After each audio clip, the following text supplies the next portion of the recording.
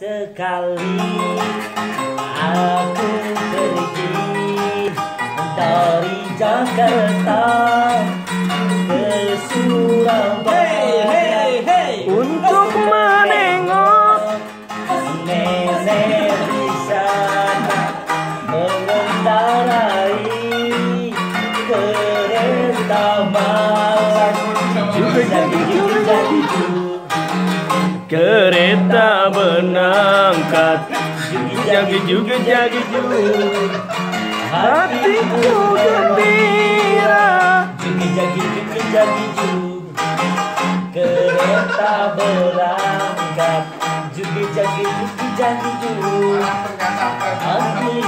gembira.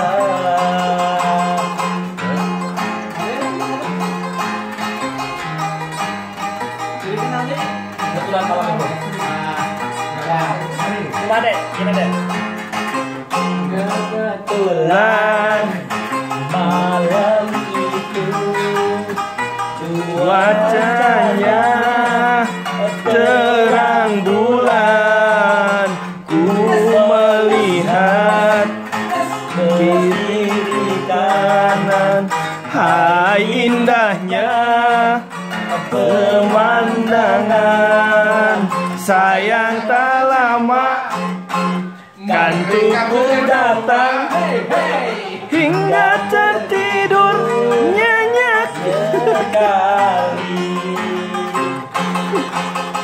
Wahai ketika aku terbangun, rupanya hari pun sudah pagi hingga tiada aku sadari aku telah tiba di Surabaya.